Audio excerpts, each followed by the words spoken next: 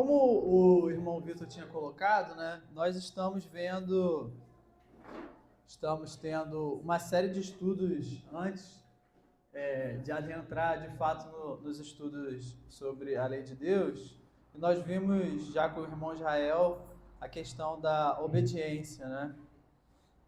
E hoje a gente vai ver um pouquinho a respeito da perspectiva histórica acerca da obediência. Sem querer entediar muito vocês, vou tentar ser breve em algumas questões históricas aqui, em alguns fatos, né? Mas a gente vai ver um pouquinho ao longo da história como os cristãos entendiam a obediência. Como assim, como os cristãos entendiam a obediência? Como se dava a relação de obediência com os cristãos?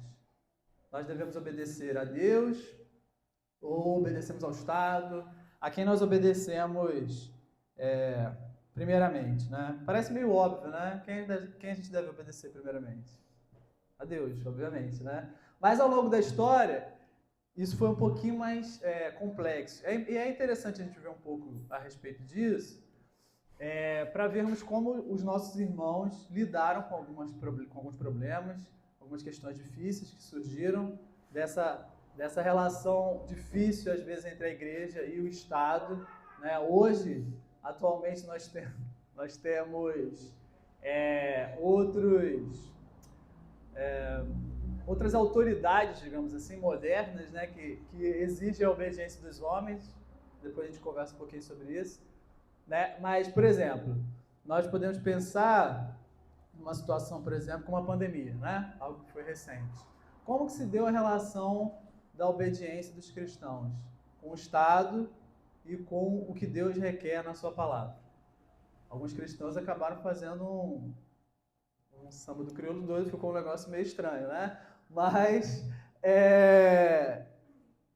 por isso que é importante, às vezes, a gente meditar nessas questões históricas, para que, pelo exemplo dos nossos irmãos, a gente possa, às vezes, saber como lidar melhor com certas situações, porque a Bíblia, obviamente, não é a intenção das Escrituras lidar com todos os problemas e situações difíceis que podem surgir para um cristão. A Bíblia ensina os princípios, né? E cabe a nós aplicarmos. E aí é interessante, às vezes, a gente meditar um pouco na história da igreja, porque a gente vê como nossos irmãos aplicaram a palavra de Deus em determinadas situações que se repetem, né? A história vai sempre se repetindo, os problemas desaparecem e às vezes retornam alguns séculos depois, alguns anos depois. Enfim. Então a gente vai ver um pouquinho a respeito dessa obediência. Obediência ao longo da história. Como que se dava isso? Aí eu coloquei aqui uma frase que é bem conhecida, né? Assim, um pensamento aí que está espalhado por aí hoje em dia, né? Que a religião é algo particular, não diz respeito ao governo. A religião é da esfera privada de cada um, não diz respeito ao Estado. O Estado não tem nada a ver com religião, são duas coisas totalmente distintas. Só que isso é uma coisa, um pensamento, é uma ideia muito recente.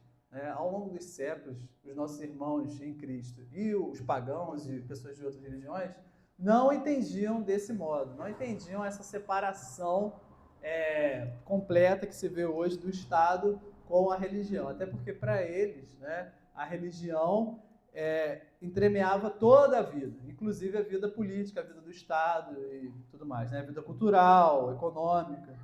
Então, para os homens antigos, não havia diferença entre a esfera religiosa e não religiosa. Não havia isso de não religião, né? Uma esfera que não fosse religiosa. Tudo para eles era religioso, certo? Em Roma, por exemplo, era comumente praticado o culto ao imperador. Em outras sociedades também, né? A gente vê, por exemplo, em Daniel. Daniel se recusa a prestar culto ao rei, certo? E aí acaba sofrendo punições por isso também.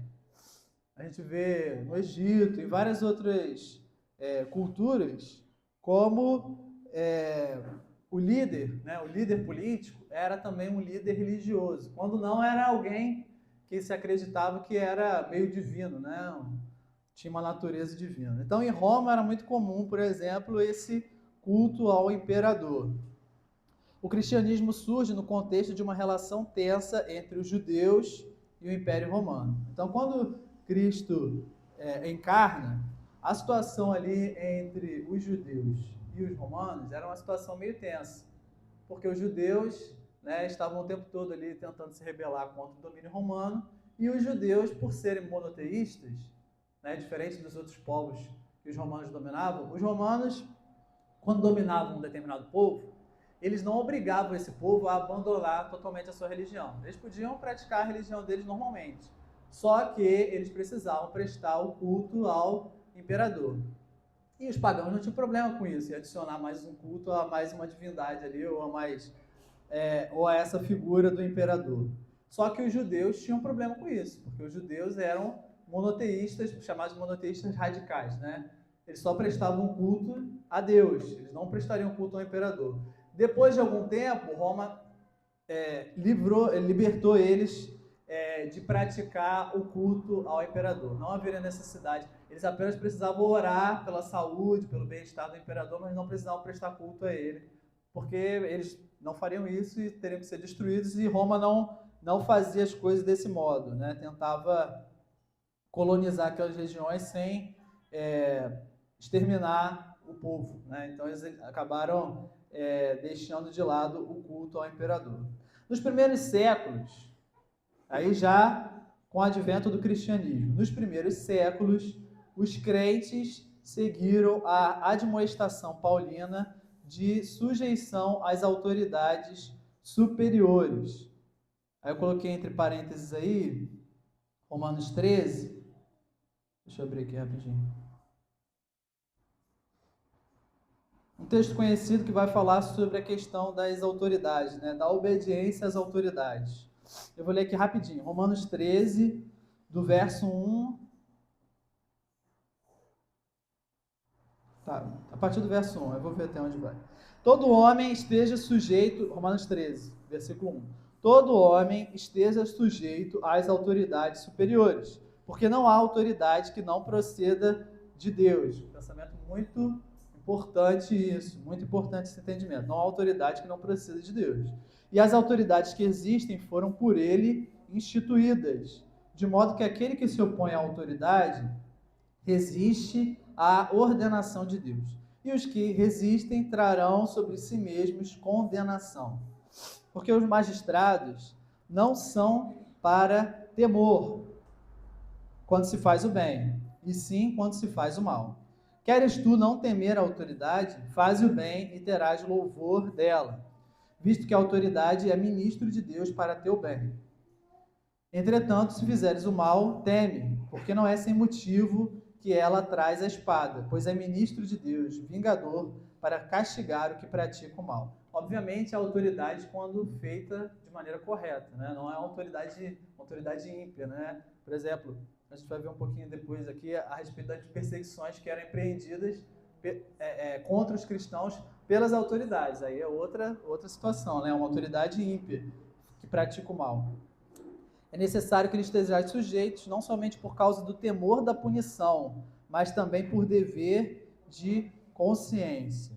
Então, os cristãos nos primeiros séculos, eles seguiram essa admoestação de Paulo e obedeciam às autoridades, exceto quando tal sujeição entrava em conflito com preceitos bíblicos ou a pregação do evangelho.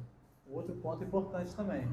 Os cristãos obedeciam às autoridades até o ponto em que essa autoridade falava alguma coisa ou ordenava alguma coisa que era contrária aos preceitos bíblicos, certo? Aos preceitos do evangelho. Aí eles se sentiam desobrigados a obedecer aquela ordem, obviamente, porque obedeciam a Deus em primeiro lugar. Depois disso, o cristianismo surge, né? E os cristãos, nesse primeiro momento, obedecem às autoridades de maneira pacífica, né? São cidadãos romanos, como os outros, pagam seus tributos e tudo mais, e vivem a vida ali em sociedade.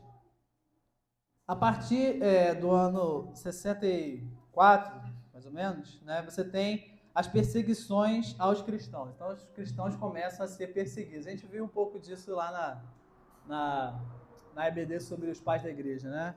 Só recapitulando aqui rapidinho. Os cristãos, então, começam a ser perseguidos. O primeiro imperador que começa a perseguir os cristãos é esse Nero aqui, que foi durante o governo ali de Nero, né, que Roma acaba sendo assediada e o Nero culpa os cristãos pelo incêndio de Roma. Inclusive, segundo algumas fontes históricas, é durante esse período aqui de Nero que o apóstolo Paulo e o apóstolo Pedro são martirizados, né? Segundo a história da igreja, o apóstolo Paulo é decapitado e o apóstolo Pedro crucificado de cabeça para baixo. Então, é no governo de Nero, então, que os cristãos começam a ser perseguidos. Por quê? Porque os romanos começaram a achar que, pelo fato dos cristãos não prestarem culto aos deuses tradicionais de Roma, Roma estava entrando em declínio e a culpa era dos cristãos. Então, eles começaram a perseguir os cristãos por causa disso. E aí depois você tem uma série de outros imperadores aqui que empreenderam perseguições contra os cristãos. Você tem esse Domiciano aqui, que é mais ou menos no período, mais ou menos não, é no período em que Apocalipse é escrito, né? Perseguição ali do apóstolo João. Aí você tem Trajano, vários outros, até o ano de 312. Então são mais ou menos mais de 200 anos aí em que os cristãos são perseguidos, né? Mais de 200 anos. Em 312, a situação muda. A gente viu um pouco disso também, eu só estou recapitulando aqui brevemente. Em 312, então, a perseguição aos cristãos ela muda. O imperador Constantino tem uma visão. Foi assim, o Império Ocidental, o Império de Roma do Ocidente, né, tinham duas figuras ali que estavam disputando para ver quem seria o imperador. Uma delas era esse cara aí, o Constantino. E aí, na batalha em que ele enfrentaria o seu rival para ver quem seria o imperador de Roma, da parte ocidental de Roma, ele tem uma visão, né, que depois ele narra, dizendo que ele viu Jesus no céu e que Jesus disse a ele que se ele usasse o estandarte, o símbolo da cruz, ele venceria a batalha. Então, Constantino, ele acorda, né, desse sonho, ordena que seja utilizado, então, o símbolo da cruz e ele vence essa batalha. E, então, se torna cristão. É o primeiro imperador de Roma que se torna cristão após a vitória nessa batalha importante. Ele vira o imperador e se torna cristão. E em 313, ele assina um documento junto com esse cara aí, o Licínio, que era o imperador do Oriente. Então, o imperador do Ocidente, junto com o imperador do Oriente, assinam esse documento que permite que o cristianismo seja praticado livremente. Qualquer religião poderia ser praticada livremente, inclusive o cristianismo. E o Constantino também preside o primeiro concílio da igreja. Então, o primeiro concílio da igreja, a reunião de toda a igreja cristã, é presidida por esse imperador. E aí começam essas relações meio tensas entre a igreja e o Estado, certo? Quem manda, então, nos assuntos da igreja? É a própria igreja ou o Estado? Constantino, ele foi uma autoridade ali nesse concílio, que foi o concílio que foi reunido por conta da heresia do arianismo, né, que negava que Jesus Cristo era o Filho de Deus. A primeira heresia, grande heresia ali cristã, né? As décadas seguintes viram as constantes ingerências de Constantino e dos seus filhos nos assuntos internos da igreja. Então você passa de uma igreja que era perseguida pelo Estado por uma igreja agora que era controlada pelo Estado. Os filhos ali de Constantino, os descendentes de Constantino, passaram a estar o tempo todo ali dando pitaco nos assuntos da igreja, né? Quais seriam os rumos que a igreja tomaria. Isso é no período da igreja primitiva, né? No período da igreja, dos pais da igreja. Você ainda não tem ainda essa figura do bispo romano ali, do papa, né? Se colocando como autoridade central da igreja. Depois, com a queda, com o declínio do Império Romano, isso começa a mudar um pouco. E aí você tem aqui uma das primeiras manifestações da primazia do poder espiritual, ou seja, da igreja, sobre o temporal, sobre o imperador, que ocorreu com o imperador Teodósio I, que em 380 fez do cristianismo a religião oficial do império. Então, Teodósio, isso após Constantino, né? Constantino foi em 313, Teodósio, em 380, torna o cristianismo a religião oficial do império. Então, todas as outras religiões seriam consideradas ilegais. O Império Romano se tornou cristão em 380. E também foi durante o governo desse cara, desse Teodósio, que a igreja começou a se sobressair ao poder temporal, ao poder do imperador. O bispo romano começou a ter um prestígio tão grande que se colocava contra o imperador. E aí um caso que foi muito marcante, né, que mudou totalmente a lógica e mostrou que o cristianismo se tornou uma influência mais poderosa ainda do que o governo secular, do que o governo de Roma, foi o seguinte: o Teodósio, sob a influência cristã, ele criminalizou a pederastia. Pederastia é uma relação de um homem com um homem jovem, né? Hoje em dia seria um menor de idade, né? Que era algo muito comum no mundo pagão, certo? A relação homoafetiva de um homem com um homem bem mais jovem, né? E aí Teodósio criminaliza essa prática passa a ser crime. E aí, numa determinada localidade lá, numa província romana, né, um oficial de Roma prende um cara dessa província porque ele estava numa relação desse tipo, né? E aí ele prende o cara. Só que a população ali da região não concordou com essa prisão e libertaram esse cara, né, se rebelaram, libertaram esse cara e mataram o oficial romano. E aí o que o Teodósio faz? O Teodósio, ele fica irado com isso, né? E aí chama o pessoal dessa província para um espetáculo numa arena, e as pessoas vão para esse espetáculo, e quando elas chegam lá, os soldados romanos estavam esperando por elas e mataram todas aquelas pessoas. Foram mais ou menos umas 7.000 pessoas mortas ali nessa situação. Beleza, aí o cara, né, fez esse massacre todo. O bispo romano, que era o Ambrósio, ele fica sabendo dessa situação e fica com uma crise de consciência. Caramba, e agora? O que eu faço? Né? Porque é o imperador de Roma que cometeu essa atrocidade. E agora, como é que eu reajo a isso? E aí, então, no dia do culto, né, que aconteceria, então, o culto, o imperador romano, ele vai à igreja e o bispo de Roma impede que ele entre na igreja. Ele fala para o imperador que ele não entraria na igreja até que ele se arrependesse daquilo que ele fez, do pecado que ele cometeu. Isso é algo inédito na história ali. Nunca nenhuma autoridade religiosa ou nenhuma outra autoridade se colocou contra a figura do imperador, certo? Isso é algo inédito ali. E o mais incrível é que o Teodósio, ele no primeiro momento, ele se ira ali contra o bispo, né? Mas não faz nada contra o bispo, mas depois ele de fato se arrepende e pede perdão por aquilo que ele fez. E aí a gente vê então que isso é uma reviravolta nessa lógica ali. Você vê que era uma igreja que até pouco tempo estava sendo perseguida e depois desse episódio passa a ser a igreja que manda mais do que o poder temporal. A igreja é mais influente, a igreja cristã, né, é mais influente do que a autoridade do próprio imperador de Roma. Isso num espaço ali de 300 e poucos anos, né?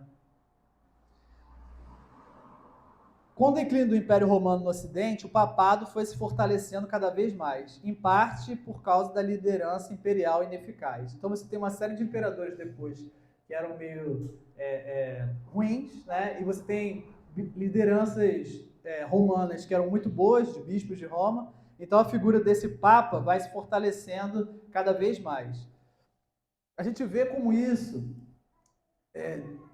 é bom, né, e ruim ao mesmo tempo, né? Você vê como que, é lógico, você passar de uma igreja que estava sendo perseguida para uma igreja que agora podia exercer o culto livremente, é algo muito bom, é um avanço. Só que essa relação igreja-estado ali acabou contribuindo para que nos séculos seguintes a igreja fosse cada vez mais se corrompendo, desejando então esse poder temporal, não se concentrando nos assuntos da igreja, nos assuntos espirituais, no cuidado com o rebanho de Deus, mas se concentrando em obter cada vez mais poder, certo? Os papas, ao longo da história ali da igreja, e quando eu falo papas aqui, a gente tem que pensar que é a história da nossa fé, certo? Ainda não havia reforma protestante, ainda não havia nada disso. Então, quando a gente está falando aqui desse período aqui, a gente está falando dos antecedentes da nossa fé, como que a igreja ela se portou ao longo dos séculos ali, como que ela se relacionou com esse poder temporal. E ao longo dos séculos a igreja foi se corrompendo, desejando esse poder temporal. Durante toda a Idade Média, ocorrem diversos embates entre os papas e os reis europeus. Os papas começam a fazer alegações cada vez mais megalomaníacas. Os papas começam a alegar cada vez mais poder, que eles são os representantes de Deus na Terra, que eles detêm uma autoridade maior do que qualquer governante, e isso cada vez vai aumentando mais. A parte disso, a gente tem aqui um cara que a gente viu um pouco nas EBDs, que foi o Agostinho, que escreveu uma obra muito interessante, que é uma obra grande, né, meio difícil, mas o pensamento dela é muito interessante para a gente ver como que se dá a relação do cristão, como que ele deve se portar diante do mundo, né, diante do poder temporal, diante do Estado, hoje em dia, né, a figura do Estado, né? Que foi essa obra A Cidade de Deus, na qual ele reflete sobre a história humana. O pensamento dessa obra é o seguinte: no cerne da humanidade existem duas humanidades. Aqueles com amor ao eu e um coração dedicado a si mesmos, e aqueles com amor por Deus e um coração dedicado a Ele. Desses dois corações surgem duas humanidades, dois modos de vida e, por fim, duas cidades. A cidade de Deus, que é a cidade celestial, tipificada por Jerusalém, e a cidade do homem, que é a cidade terrena, tipificada pela Babilônia e depois por Roma. Então, o que Agostinho faz? O pensamento dessa obra, né, tem mais coisa ali, né, mas o cerne dessa obra é o seguinte: existem dois tipos de humanidade, certo? Dentro da humanidade, né, toda a humanidade, existem dois tipos de homens. O homem que se dedica a Deus e o homem que se dedica a si mesmo. Né? Ele resume toda a humanidade nisso. Né? Todo homem que não se dedica a Deus, de algum modo, ele se dedica a si mesmo, ao próprio homem. Então você tem duas cidades. Né? Você tem as pessoas que se dedicam a si mesmos, são membros da cidade do homem, e as pessoas dedicadas a Deus são cidadãos da cidade de Deus. O ponto de fundamental importância é o relacionamento entre as duas cidades. Aqui e agora, em curto prazo, elas estão mescladas e normalmente difíceis de serem separadas. Então, o ponto importante aqui é que, apesar de sermos cidadãos da cidade de Deus, vivermos vidas dedicadas a Deus e não a nós mesmos, nós estamos aqui vivendo com pessoas que são da cidade dos homens, se dedicam a si próprios. Então, ainda que nós sejamos peregrinos aqui nesse mundo, né, nós estamos junto com as outras pessoas, né? Estamos todos mesclados aqui, mas o nosso objetivo final é totalmente diferente dessas outras pessoas. A nossa lealdade é a cidade de Deus e não a cidade dos homens. Então, a lealdade última do cristão é sempre a Deus, em primeiro lugar, e não aos homens. Diferente dos ímpios, que se dedicam a si mesmos.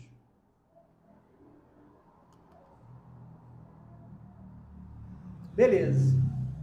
Você tem ali, então, o que eu estava falando, né, da figura do Papa, que adquire cada vez mais prestígio e se coloca como uma liderança última de toda a cristandade do mundo. Só que aí você tem esse período aí da Reforma Protestante em que surge esse sentimento nacionalista, que até hoje se faz presente, né? Que é essa questão das nações que estão surgindo e esse orgulho nacionalista, que é um golpe às pretensões do Papa. Então, você tem ali, com a Reforma Protestante, o rompimento da unidade da igreja. Então, o Papa já não é mais o líder de toda a igreja. Você tem várias denominações que vão surgindo. Em lugar da teoria medieval da autoridade última dos papas, em questões referentes à igreja e ao Estado, os reformadores apresentaram abordagens distintas. Então, na Idade Média, você tem essa questão de que o Papa é que decide as questões da igreja. O Papa, não só as questões da igreja, mas as questões de política também. O Papa, o tempo todo ali, durante a Idade Média, se metia em questões políticas, excomungava um rei, ordenava outro nobre como rei, mas aqui você tem o rompimento da liderança desse Papa. Você surge então os luteranos, os calvinistas e tudo mais, né? E aí você tem abordagens distintas. Cada reformador tinha uma visão distinta de como se dava essa relação de obediência. Eu coloquei o exemplo de João Calvino, né? Porque talvez seja o que mais interessa para a gente, né? João Calvino procurou fazer uma clara distinção entre as esferas de ação da igreja e do Estado, crendo que era dever do segundo manter a paz, proteger a igreja e seguir as normas bíblicas nas questões civis. Um pensamento muito de acordo com o que a gente leu em Romanos 13, né? A autoridade mundana, a autoridade do Estado ali, não deve se intrometer nas questões referentes à igreja. Cabe a essa autoridade o quê? Manter a paz, proteger a igreja, né? Assegurar que a igreja possa exercer o seu papel ali na sociedade de maneira tranquila e seguir as normas bíblicas nas questões civis. Então, no que diz respeito às questões civis, a autoridade deveria seguir normas bíblicas, a moralidade cristã. Esse é o pensamento de João Calvino. E aí, então, a gente chega na modernidade. Já está acabando. A gente chega na modernidade. Influenciados pelos ideais revolucionários e iluministas, né? A galera, se for puxar aí um pouquinho na memória, se for trazer um pouquinho... A gente lembra que na modernidade surgem o quê? Aquelas grandes revoluções, né? Revolução Francesa, Revolução Russa, né? Que surge ali o comunismo e tudo mais. E aí, esse pensamento revolucionário, ele era extremamente anticristão.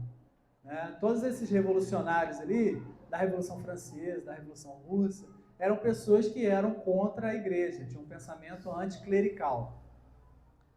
E os iluministas, né? Que eram aqueles caras que incentivavam o quê? Que a razão do homem ali, que era a autoridade última, não Deus. Né? O homem, através do seu pensamento ali, da sua razão, ele era autoridade para decidir os rumos da sociedade. O homem não precisava da religião. A noção de que o governo estava baseado em um contrato social e não na ordenança de Deus. Então você tinha essa ideia de que o governo ele existia, por quê? Porque os homens, em algum momento, fizeram um pacto ali e se reuniram em sociedade. Porque se não houvesse sociedade, esses homens fariam o quê? Eles se matariam, né? Matariam uns aos outros ali, porque eu quero o que é de fulano, e aí fulano não quer me dar, então, se eu sou mais forte do que ele, eu posso me sobrepor a ele, matá-lo e tomar aquilo que é dele. Então, para evitar esse tipo de situação, o pensamento dessa época, e que ainda está em voga hoje também, é de que os homens, então, eles se reuniram em sociedade para evitar esse tipo de anarquia, né? Que um matando o outro, aquele que é mais forte se sobrepõe ao que é mais fraco. Só que a visão bíblica não é essa. A visão bíblica é de que o governo foi instituído por Deus, por causa do pecado. Armados com esse conceito, os estados nacionais tenderam a tornar a igreja subserviente ao bem comum da sociedade e passaram a esperar que a religião se mantivesse distante das questões políticas, que é o laicismo, né?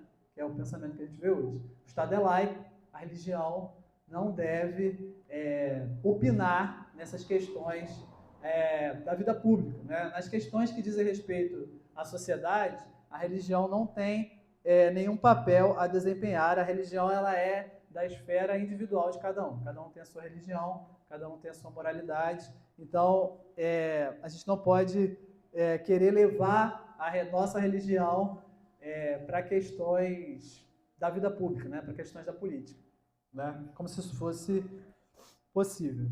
Com a influência norte-americana, chegou-se à consequência lógica da doutrina da liberdade religiosa, que era o princípio da separação da igreja e do Estado. Com isso, eles queriam dizer que o Estado não tinha o direito de intervir nas crenças e práticas religiosas dos indivíduos e das igrejas. E que a igreja, por sua vez, não tinha o direito de receber qualquer sustento financeiro por parte do Estado. Então, se a gente for ver num certo sentido, essa questão da separação da igreja e do Estado foi defendida por muitos dos nossos irmãos aqui na modernidade, para assegurar de que o Estado parasse de se meter nas questões da igreja. Então, o Estado não tem que ficar se metendo no que a gente crê, no modo como a gente crê. Só que é uma faca de dois gumes, né? Por um lado, isso assegura a liberdade do cristão de exercer o seu papel sem interferência do Estado, mas também começa a fazer com que a igreja se torne cada vez menos influente na esfera pública. A igreja passa a cada vez mais ficar em segundo plano na esfera pública. Para concluir aqui, e aí depois se vocês quiserem falar alguma coisa, que eu estou falando desesperadamente aqui sem parar, né? Mas para concluir aqui, eu coloquei aqui algumas questões, por exemplo, que são debatidas hoje, para a gente ver como essa questão de obediência à igreja. Quando eu falo à igreja, não é só a nossa denominação, né? Não é só a congregação aqui, Presbiteriano Novo Mundo. É a igreja como um todo, né? A fé cristã, a igreja universal. Questões que dizem respeito a essa relação da igreja com o Estado, que foram debatidas, algumas, infelizmente, já passaram, né? O Estado meio que já ganhou essa discussão, mas outras ainda são debatidas hoje. Então, quem os cristãos devem obedecer em primeiro lugar? Algumas questões aqui que eu coloquei. Abertura do comércio aos domingos, uma questão que foi debatida há pouco tempo atrás, certo? E hoje em dia os comércios abrem aos domingos. Outra questão, tributação de propriedade da igreja. Aqui no nosso contexto aqui, acho que questões filantrópicas, né? A igreja ela é isenta, né? De alguns impostos. De alguns, né? Não todos. Taxas. Que diferença ela, juridicamente, de tributo e imposto, né? Uhum. Enfim, aí entende-se que imposto tem isenção, mas tributo não. Aí a tributação é o gênero, digamos assim, imposto é uma das espécies desse gênero de tributo. Uhum. Aí tem taxa, tem contribuição, tem tudo isso que a igreja ainda paga. Uhum. Então, é parcial, digamos assim. Uhum. Então, é uma outra questão que também está na esfera do debate, até hoje. Porque existe uma pressão política para tirar a questão da isenção de impostos, né? Uhum. Da igreja, por causa desses pastores aí com super salários, Uhum. que esbanjam o dinheiro. Isso acaba atraindo uma atenção de que Sim. essa isenção que é para fins filantrópicos, da visão do Estado, né, está sendo utilizado para enriquecimento de algumas pessoas e alguns ilícitos também de lavagem de dinheiro. Enfim. Uhum. Aí você acaba, os falsos profetas aí contribuindo com uma visão negativa. Uhum. Né? Porque eles são a minoria no geral. Uhum. Né? Você vê as igrejas numa visão social, que não é a mais importante, não é a visão bíblica, né? Mas enfim, numa visão social, a igreja presta diversos serviços que ajudam o bem comum, né? Então, a questão de reabilitação, cesta básica, né? Toda uma questão material que é, como eu disse, em segundo plano, né? Espiritual vem primeiro. E sobrepuja, né? Esse argumento de alguns pastores por muito dinheiro. Uhum. Estou querendo até tributar o pastor, né? Acho que o pastor já paga imposto de renda. Salvo engano, o salário do pastor paga imposto de renda. Então, assim, a fonte do pastor, né, até um tempo atrás, o pastor pagava, era isento. Uhum. Mas hoje, a igreja mas saiu da igreja tudo na conta do pastor, ele vai ter que declarar e pagar imposto. Mas é interessante, é um debate aí. Infelizmente, é o que você falou, acaba que por conta da corrupção da igreja, né, de muitas alas aí da igreja, a igreja como um todo acaba pagando por isso. Ó, deixa eu me achar aqui rapidão. Tributação das propriedades da igreja é um outro assunto que é debatido e diz respeito a essa questão da relação entre a igreja e o Estado. Outra questão aqui, religião e oração nas escolas públicas, é um outro assunto que é debatido hoje. Né? Pode-se expressar sua fé religiosa ali dentro da escola pública, né? Pode haver orações, pode haver essas práticas dentro da escola pública. Outro ponto, recusem participação em guerras por motivos de consciência. Né? Os cristãos podem se recusar a participar de algum determinado conflito por questões de consciência. Você acha que aquela guerra é justa ou não é justa? Então, é um assunto também que é debatido. Tem até aquele filme, né? Tudo bem que ali era uma guerra justa, né? Mas assim, aquele filme daquele cara que se recusa a matar outros soldados, né? Não quer lutar, né? Acho que é isso, até o último homem, né? É maneiro, né? Só que, assim, lógico que ali a situação da guerra ali era diferente, né? Mas, assim, é uma questão de consciência ali dele, né? Ele não queria participar do conflito. Aborto, né? Aborto é um assunto extremamente debatido hoje, né? E aí, quem é que diz, quem é que determina essa questão do que é uma vida, né? É a igreja ou é o Estado? Né? Quem é que determina se a prática do aborto é moralmente certa ou não? Né? Quem detém a autoridade do discurso? Pornografia, que não é uma prática criminalizada.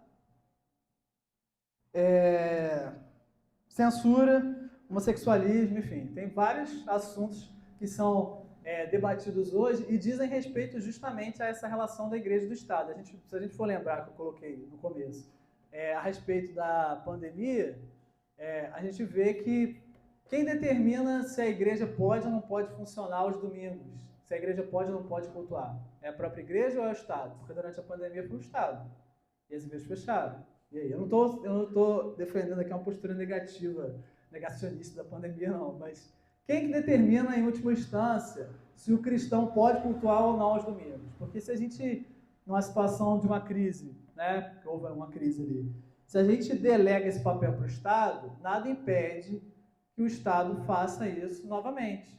E aí, por uma razão ímpia. Ali, podia até ter um discurso ali de que era para preservar vidas e tudo mais. Mas nada impede que venha um governante ímpio e queira fazer isso por motivos totalmente anticristãos, totalmente maléficos para a igreja.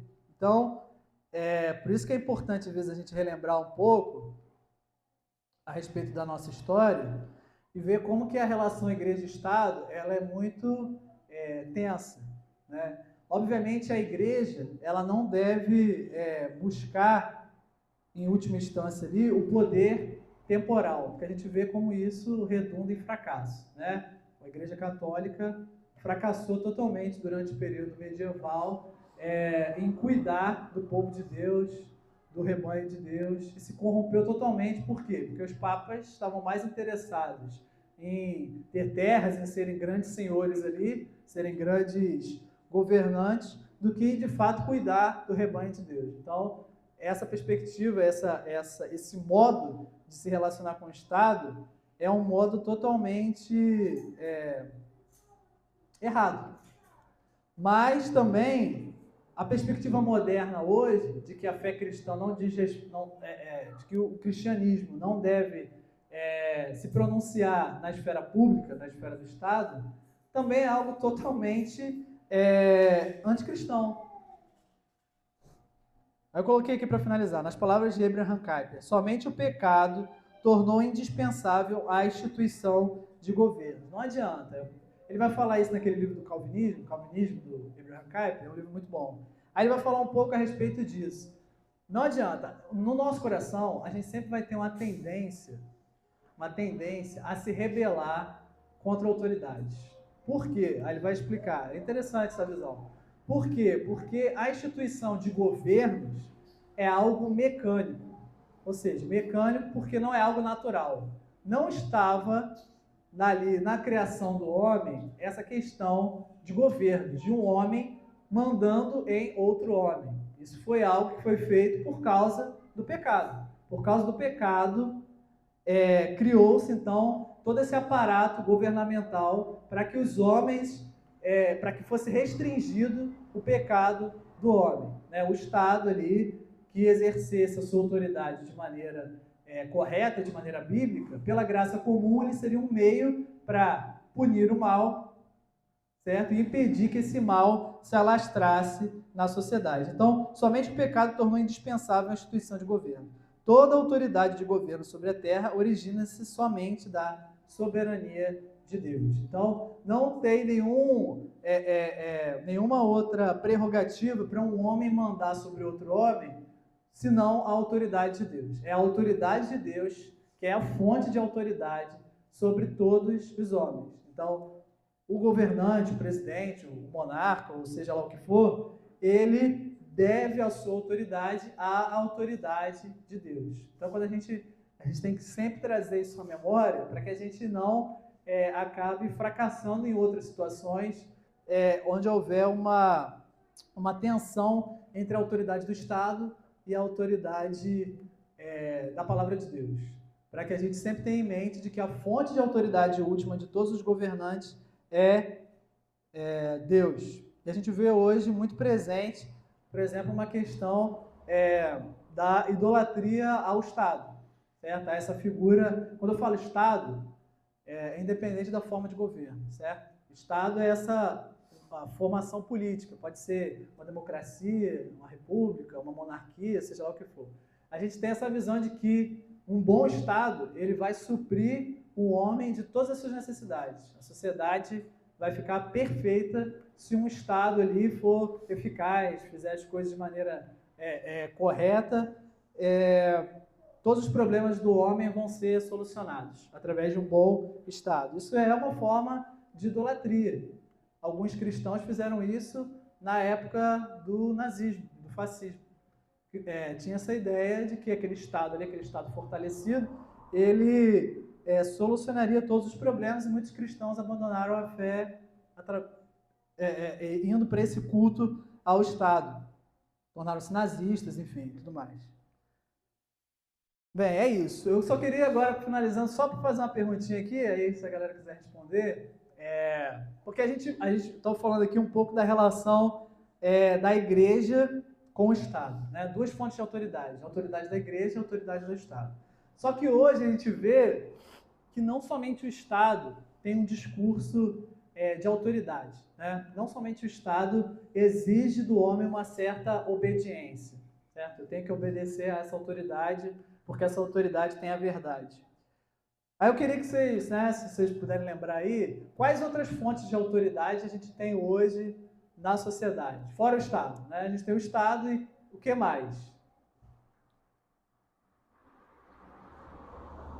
O que mais requer a obediência do homem hoje, né? Qual outra instituição aí que vocês podem pensar? Ciência, isso aí, muito bom. A ciência, você vê, por exemplo, hoje a ciência, ela tem um discurso de autoridade, às vezes até maior do que o próprio Estado. O Estado tem que se submeter a essa autoridade da ciência, porque a ciência ela tem a verdade. A ciência ela deve ser seguida a qualquer custo. Você vê, na época da pandemia, o discurso foi o quê? Era a autoridade do quê? Do Estado, sim, mas em última instância da ciência. Certo? É a ciência que está ditando aqui que vocês têm que fechar as portas, têm que se afastar, têm que ficar a 50 metros do... Oi? Como se fosse uma pessoa, né? Exato, como se fosse quase uma entidade ali, né? O Deus ciência. Mas é um ponto também, é um discurso de autoridade hoje. E aí, o cristão, ele deve seguir qual autoridade? Eu não estou falando aqui que a gente não deve ouvir o que a ciência tem a dizer. É lógico que a ciência é um presente de Deus aos homens. Só que, quando a ciência ela fala algo que é contrário à palavra de Deus, nós temos que ter a coragem de defender aquilo que a Bíblia diz e não que a ciência dita como verdade. Né? Até porque tem que ir nos termos que é ciência, né? A gente entende que a verdadeira ciência ela não vai contradizer a palavra, porque vai se demonstrar aquilo que Deus criou mesmo, né? O problema que a gente viu na pandemia pandemia foi uma coisa que não era ciência ainda, né? Tava em experimento, observação, discussão, e as pessoas estavam escolhendo um dos lados da discussão já para colocar como a ciência diz isso. Mas nesse que chama de ciência tinha lado A, lado B, lado C discutindo, investigando e tudo mais. É como se fosse o nazismo, né? O nazismo baseou tudo que eles fizeram com os judeus em cima de ciência. Mas qual foi a ciência deles? Uma ciência evolucionista, né? Baseada em teoria, que não é pode chamar de ciência. Então, às vezes o pessoal chama de ciência o que não é nem ciência, né? Porque o Weber vai falar muito disso, né? O design inteligente. Né?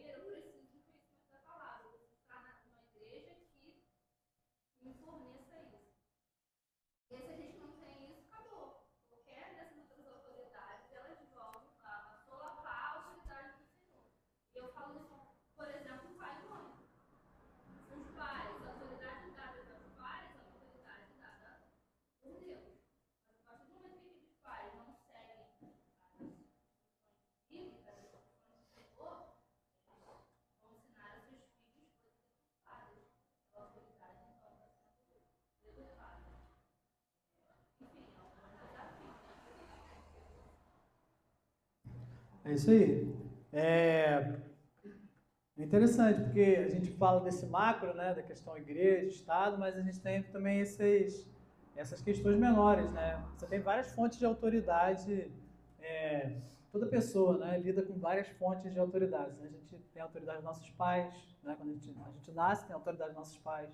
A autoridade da escola, né? O que a escola dita ali para aquele jovem ali como verdade, né?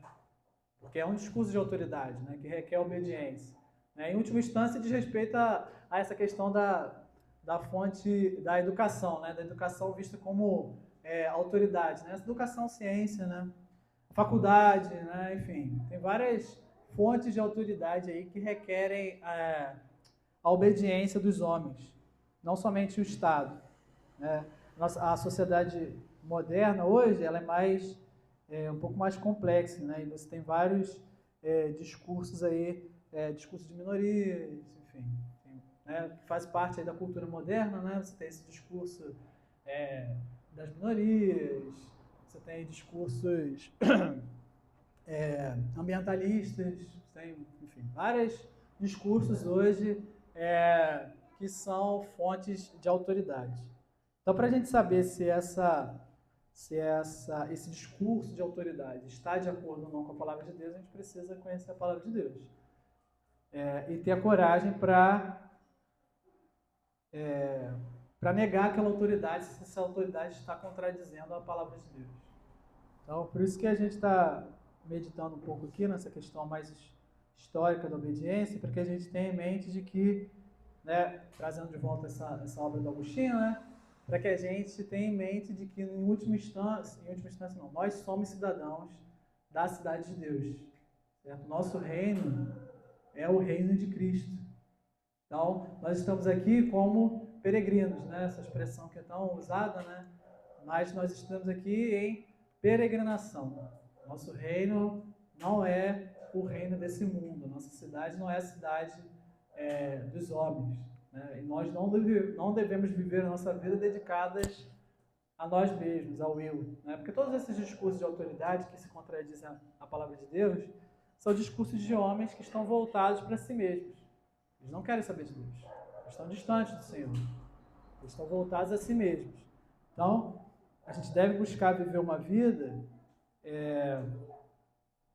obviamente, vivendo em sociedade. A gente não deve se apartar da sociedade, porque houveram cristãos ao longo da história que viram que a igreja estava desgringolando e decidiram, não, então deixa para lá, larga essa igreja para lá, vamos nos isolar aqui num morro qualquer aqui, vamos fazer uma comunidade aqui e esquece a sociedade. Não, nós somos chamados a continuar vivendo em sociedade, buscando influenciar positivamente essa sociedade, mas tendo a noção de que nós não somos cidadãos últimos dessa sociedade aqui. Nosso reino é o reino de Cristo.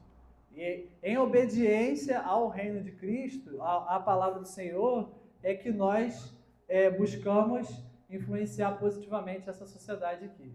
Que é o que difere, por exemplo, essa visão da obediência, difere de todo discurso que exige obediência, que é visto na sociedade em todas as outras religiões. Vou explicar. Em todas as outras religiões, você vê que a obediência ela está ligada a uma questão de salvação.